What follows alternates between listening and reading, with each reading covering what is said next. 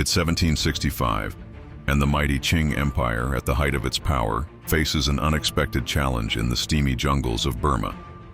What followed would become one of history's most fascinating military misadventures. The first clash was like something out of a fever dream. Chinese cavalry, the pride of the Qing army, found themselves face to face with Burmese war elephants. These massive beasts, armored and carrying skilled warriors, sent the Chinese horses into panic. It was like bringing a sports car to an off-road race. Impressive, but completely wrong for the terrain.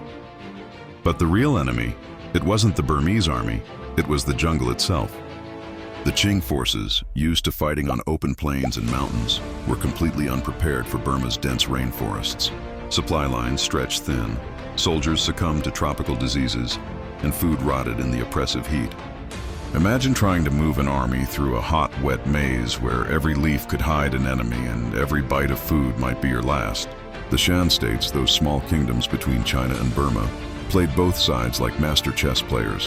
One day they'd pledge loyalty to the Qing, the next they'd secretly support Burma. Their shifting allegiances were like quicksand, making it impossible for the Qing to establish a stable foothold. 4 times the Qing tried to conquer Burma. 4 times they failed. Each campaign was more ambitious than the last, and each ended in disaster. The myth of Qing invincibility, carefully built over decades, began to crack. It was like watching a heavyweight champion stumble against an underdog. Nobody saw it coming. The impact of these failed invasions echoes even today.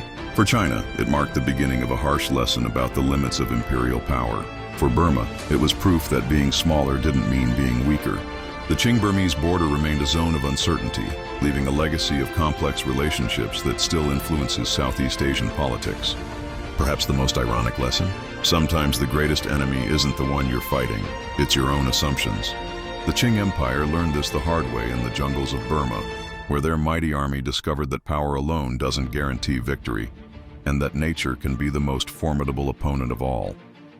This forgotten chapter of history reminds us that empires, no matter how powerful, can be humbled by underestimating their opponents and the environments they fight in.